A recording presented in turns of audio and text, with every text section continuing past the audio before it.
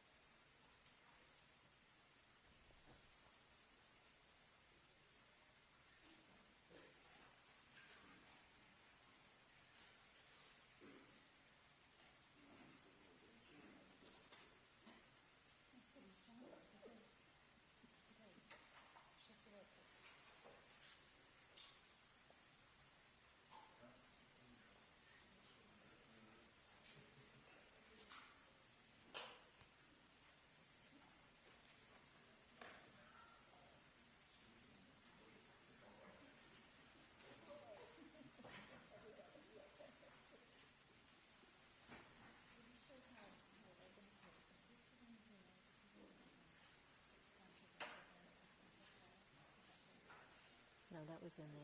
That was in the Easter egg. No, it was the foyer. It was the foyer. That's where they had that. Mm-hmm.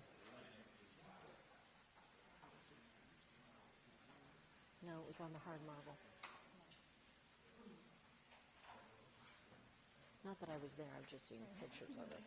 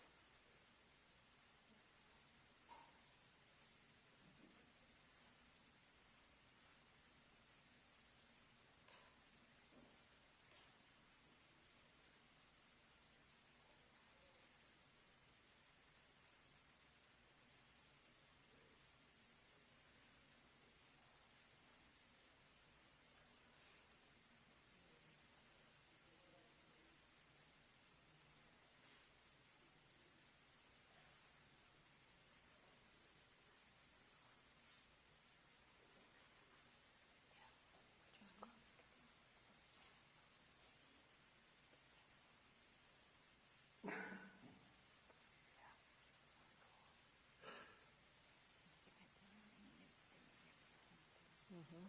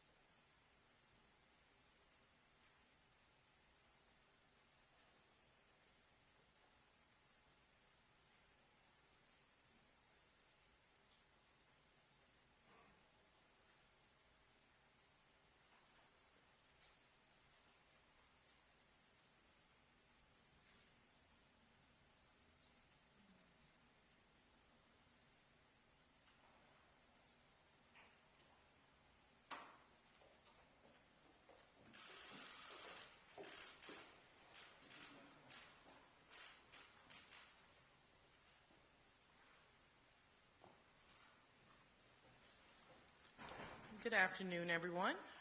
I'm grateful to be here with the President as we release his budget for next year. As the Director of the Office of Management and Budget, I deal with a lot of numbers and charts and graphs, and they all matter. But that's not ultimately what budgets are about. Budgets are value statements. They're about the kind of country we want to be and the type of future we want to leave our kids. And from day one, the President has been clear that my job as OMB Director is to ensure that the government delivers for all people and that our budget reflects our national values and priorities. I'm proud to say that's exactly what this budget does, invest in the American people in a fiscally responsible way. This budget will help ensure that prosperity is broadly shared, that we continue growing the economy from the bottom up and the middle out, that we make sure it works for working Americans who've been left out and left behind, who haven't benefited from the economic progress they helped make possible, that we are prepared to meet the full range of challenges and opportunities ahead of us. And it's a budget that includes proposals all Americans can come together around and that speak to our country's values at its best. And that's why it's my honor to introduce the President of the United States, Joe Biden.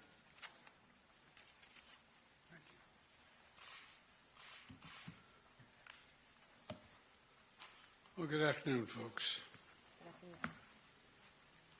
It's been a busy couple of days for all of you. Let me begin by saying that thanking Director Young. You know, you've heard me say this before over the years. My dad had an expression. He said, "Don't tell me what you value. Show me your budget. I'll tell you what you value.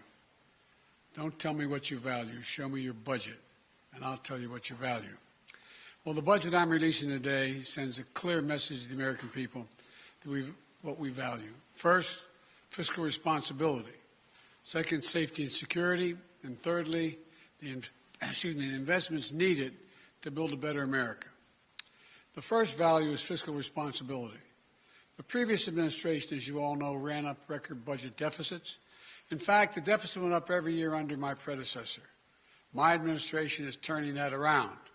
Last year, we cut the deficit by more than $350 billion. This year, we're on track to cut the deficit by more than $1,300 billion. $1,300 billion. That would be the largest one-year reduction in the deficit in U.S. history. And here's how we're achieving it, this record deficit reduction.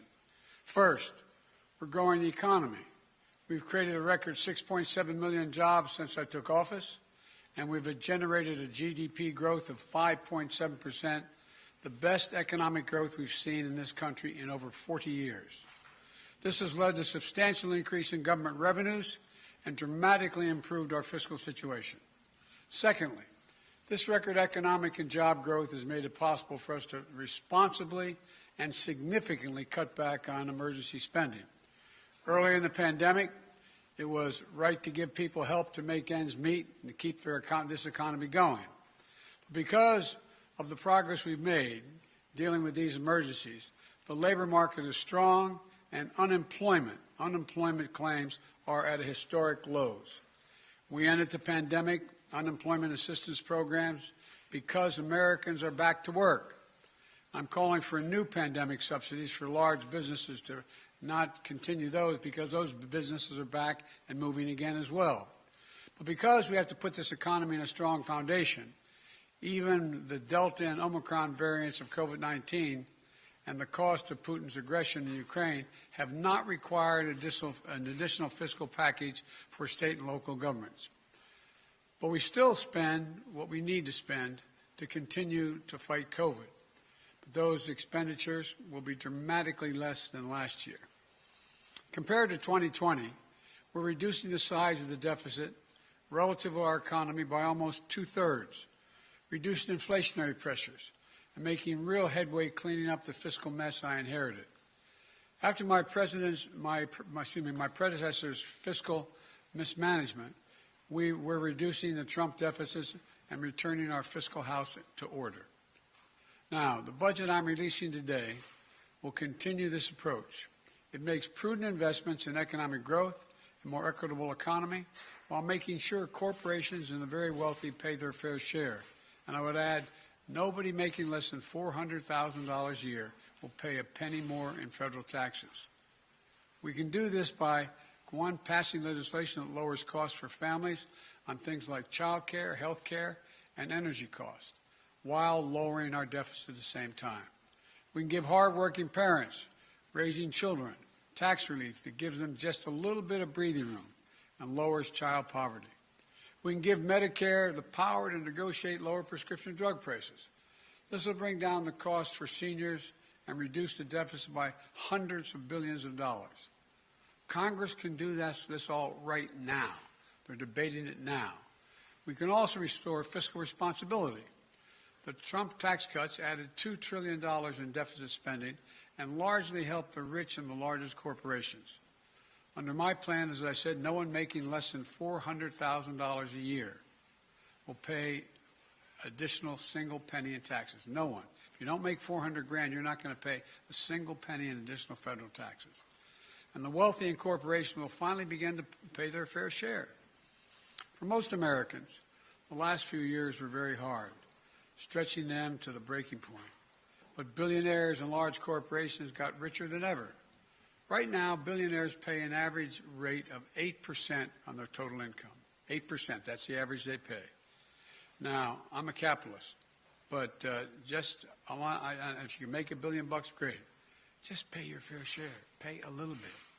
A firefighter and a teacher pay more than double the tax rate that a billionaire pays.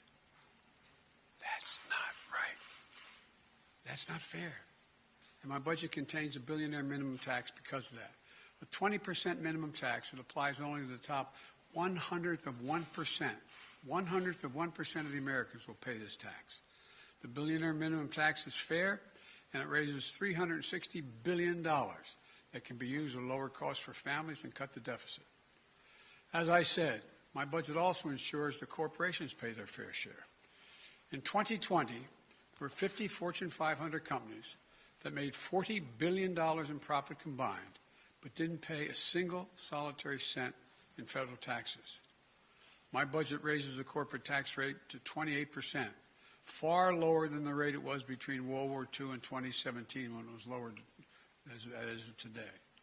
Last year, I rallied more than 100, some of you were overseas with me, 130 countries to agree to a global minimum tax for corporations doing business in their countries, to put an end to a tax system that rewards multinational corporations for shipping the jobs and profits overseas and avoiding taxes at home. It's my hope that Congress enacts this law this year so I can sign it and we can get to work. The second value my budget reflects is security. Security at home and security abroad. My budget tackles security in two key ways. First, it secures our communities at home. This is an issue families in every part of the country face. I've said it before. The answer is not to defund our police departments. It's to fund our police and give them all the tools they need, training and foundation and partners and protectors that our communities need. The budget puts more police on the street for community policing, so they get to know the community they're policing, allows the Bureau of Alcohol, Tobacco, and Firearms and the FBI to hire the agents they need to help fight gun crime and other violent crimes in our communities, and funds body cameras and make sure police work with our local communities and are accountable to these communities.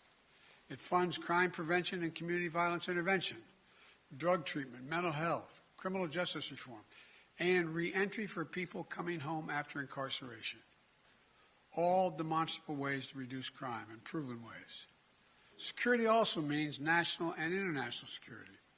This budget provides the resources we need to keep Americans safe, ensuring that our military remains the best prepared, best trained, best equipped military in the world.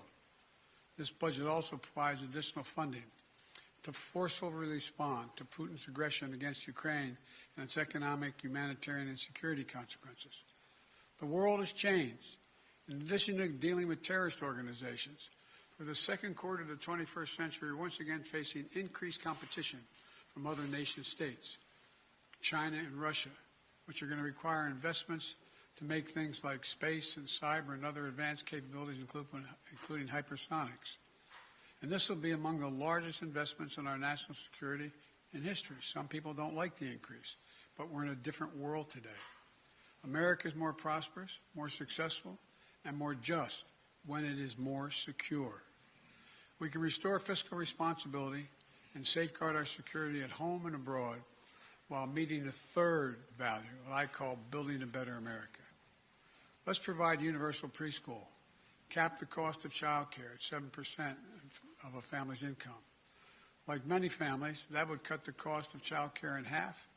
It'll make college more affordable. My budget doubles the maximum Pell Grant.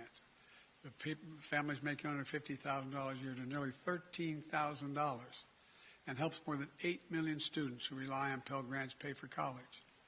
My budget invests in building more homes to keep us up to deal with the skyrocketing cost of housing for the middle class and the poor. My budget lowers family energy costs with tax credits to help people make their homes more efficient. Research and development to broaden the reach of solar and build a clean energy future. My budget also invests in other areas of bipartisan common good. I call them unity agendas. I spoke to them at the State of the Union. Beating the opioid epidemic, taking on challenges of mental health, supporting our veterans, and ending cancer as we know it. This budget includes investments to get Americans the mental health services they need, and we need them. And when it comes to fighting cancer and other diseases, my budget funds a new organization called ARPA-H at Health and Human Services at Department of Health. And it stands for Advanced Research Projects for Health. It's based on DARPA, the Defense Department program, that led to breakthroughs in technologies like the Internet, GPS, and so much more. ARPA-H will drive breakthroughs to prevent, detect, and treat diseases, including Alzheimer's, diabetes, cancers, and more. And here's what this all adds up to. Historic deficit reduction, historic investment in our security at home and abroad by modernizing our capabilities in both areas, and an unprecedented commitment to building an economy where everyone has a chance to succeed. A plan to pay for those investments that we need as a nation. That's what we do. So I look forward to working with the members of Congress, Democrats, Republicans, and Independents, to deliver this budget and keep delivering for the American people. I want to thank you all. May God bless you all. May God protect our troops. Let me, Kelly O'Donnell, NBC. Thank you, Mr. President. Do you believe what you said? Thank you, sir. Do you believe what you said, that Putin can't remain in power? Or do you now regret saying that because your government has been trying to walk that back? Did your words complicate matters? Well, you asked 3 different questions. I'll answer them all. Number one, I'm not walking anything back. The fact of the matter is I was expressing the moral outrage I felt toward the way Putin is dealing in the actions of this man. Just brutality. Half the children in Ukraine. I just come from being with those families. But I want to make it clear, I wasn't then, nor am I now, articulating a policy change. I was expressing the moral outrage that I feel, and I make no apologies for it. Personal feelings, sir. Your personal feelings? My personal feelings. Secondly, you asked me about, what was the second part? Does it complicate the diplomacy of this moment? No, I don't think it does. You know, the fact is that we're in a situation where what complicates the situation at the moment is the escalatory efforts of Putin to continue to engage in carnage, the kind of behavior that makes the whole world say, my God, what is this man doing? That's what complicates things a great deal, but I don't think it complicates it at all. Let me go to Steve Holland, Reuters. Mr. President, thank you. When you say that you're not walking anything back, you do feel that Vladimir Putin should be removed from power? Is that what you're saying? No, what I was expressing just what I said. I was expressing the moral outrage I felt towards this man. I wasn't articulating a policy change.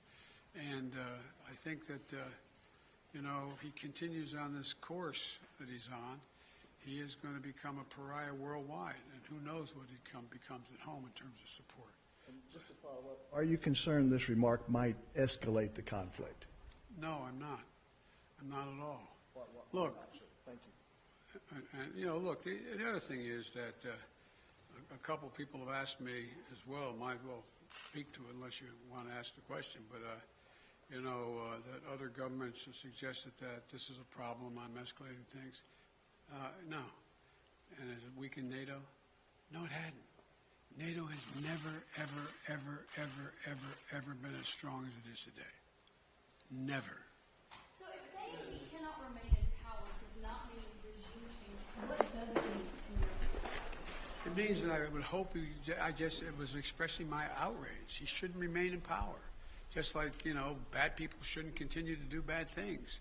But it doesn't mean we have a fundamental policy to do anything to take Putin down in any way. What made you add that? Because that wasn't in your prepared remarks, we were told. So what made you add that at the end, Mr. President? Because I was talking to the Russian people. The last part of the speech was talking to the Russian people, telling them what we thought.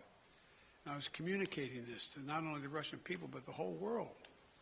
This is just stating a simple fact that this kind of behavior is totally unacceptable. Totally unacceptable. And the way to deal with it is to strengthen and keep NATO completely united and help Ukraine where we can. Cleve, you had a question. Where is he? Thanks, Mr. President. On your budget, you've said repeatedly at the State of the Union that you're not for defunding the police. I do wonder how much emphasis you think should be put on alternative forms of crime prevention, not just defunding the police, but you know, crime reduction in communities. Oh, a significant amount. I've laid that out in detail in the budget. For example, we do know that intervention programs work. We do know that what police need, they need psychologists in the department as much as they need extra rifles. They need people who are in the department who can deal with the crisis that the police are going through as well, dealing with their crises, dealing with their mental state and how they're handling things. They need social workers engaged with them. I lay it all out. And it all works. If you see these community intervention programs, they work. They actually reduce crime. They significantly reduce crime. So that's a big piece of it. Just a follow-up. Is any of it related to political pressure from Republicans saying that Democrats are soft on crime, that you guys are careening to the left? Isn't it kind of fascinating? When I first got elected, I was being beat up because I supported the police too much for the previous 30 years. No, that's what I think. Ozma.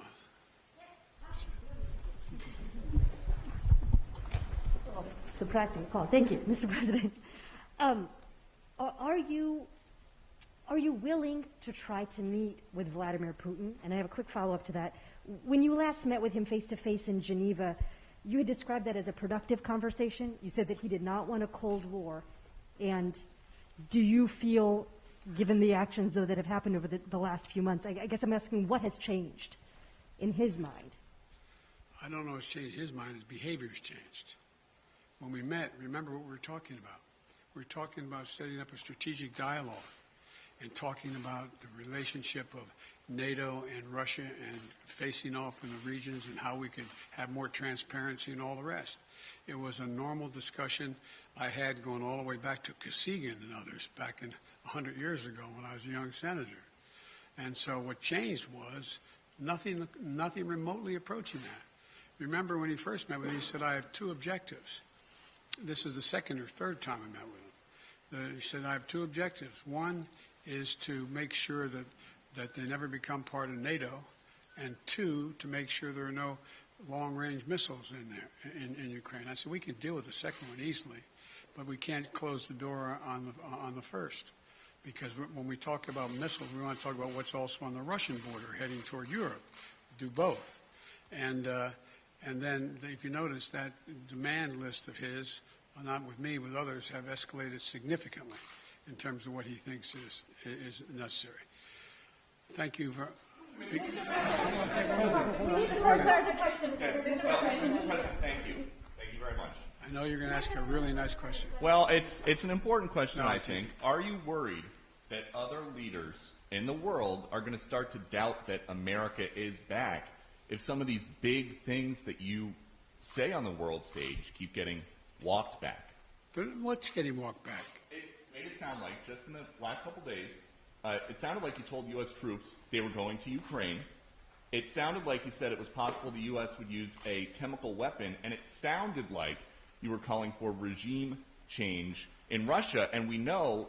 None of the three occurred. None of the three occurred? None of the three. Mr. President? You interpret the language that way. I was talking to the troops. We were talking about helping train the troops that are the Ukrainian troops that are in Poland. That's what the context. I sat there with those guys for a couple hours. That's what we talked about. So when you said you're going to see when you're there, you were not intending to I was say referring to meeting with and talking with the Ukrainian troops that were in Poland. And when you said a chemical weapon use by Russia would trigger a response in kind, It will trigger a significant response. what does that mean? I'm not going to tell you. Why would I tell you? You got to be silly. The world wants to know. The world wants to know a lot of things. I'm not telling them what the response would be. Then Russia knows the response. Mr. President. All right, I'm going to take two more questions. 1, 2. Mr. President, thank you. I still want to get back to your original words that he cannot remain in power. Can you help us understand, you have more foreign policy experience than any president who has ever held this office. Whether those are your personal feelings or your feelings as president, do you understand why people would believe you, as someone commanding one of the largest nuclear arsenals in the world, saying someone cannot remain in power is a statement of U.S. policy? And also, are you concerned about propaganda use of those remarks by the Russians? No and no. Tell me why. You have so much experience. You are the leader of this country. Because it's ridiculous. Nobody believes we're going to take down. I was talking about taking down Putin. Nobody believes that. Number one. Number two, what have I been talking about since this all began? The only war that's worse than one intended is one that's unintended. The last thing I want to do is engage in a land war or a nuclear war with Russia. That's not part of it. I was expressing my outrage at the behavior of this man. It's outrageous. It's outrageous. And it's more an aspiration than anything. He shouldn't be in power. People like this shouldn't be ruling countries, but they do. The fact they do, but doesn't mean I can't express my outrage about it. Last question. Thank you. You've said that you're confident that your comment won't undermine diplomatic efforts. But just to be clear, are you confident that Vladimir Putin sees it that way, that he will not use this as an escalatory? I don't care what he thinks. Look, here's the deal. He's going to do what he's going to do. Putin, look. But you're not concerned that he may see your language and view that as a sign of a reason for escalation, use that as an excuse to escalate, given his recent behavior? Given his recent behavior, you should, excuse me, I shouldn't say that to you. Given his recent behavior, people should understand that he is going to do what he thinks he should do, period. He's not affected by anybody else, including, unfortunately, apparently his own advisors. This is a guy who goes to the beat of his own drummer. And the idea that he is going to do something outrageous because I called him for what he was and what he's doing, I think is just not rational. You didn't say whether you'd meet him again. Would you meet with President Putin ever again? It depends. No, it's not a question of the question is there something to meet on that would justify him being able to end this war and be able to rebuild Ukraine? That's the issue. Can you just say yes or no, Mr. President, whether or not you would be willing to meet with President Putin It depends on what he wants to talk about. Thank you. Okay, last question. What if he wanted to talk about negotiations? Now, what if he Oh, wanted no, to? you said Supreme Court. Now, don't play me. Well, you can't leave that hanging. Just real quick, two matters on the Supreme Court. While you were away, there were reports about the wife of Justice Thomas and texts that she had with former White House Chief of Staff Mark Meadows.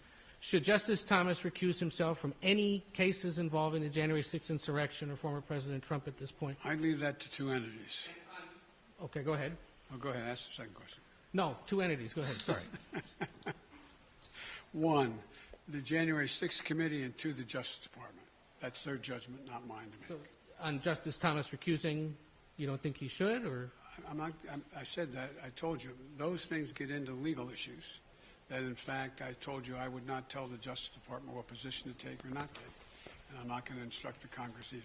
And did you get any chance to watch much of the Judiciary Committee I hearings didn't get a last chance week? to see any of it, unfortunately. The fact that Republicans were questioning Judge Jackson on matters like former sentences related to child pornography cases or the definition of a woman, does that, as the former chairman of the Judiciary Committee, make sense to you? Look, this is one of the most qualified nominees ever nominated for the Supreme Court in every respect, in terms of her disposition, her intellectual capacity, her experience and background, serving on three additional courts, a woman who is totally, thoroughly qualified, and will be a great addition to the court in my view. Thank you. Thank you, Mr. President. Thank you, sir. Do you think that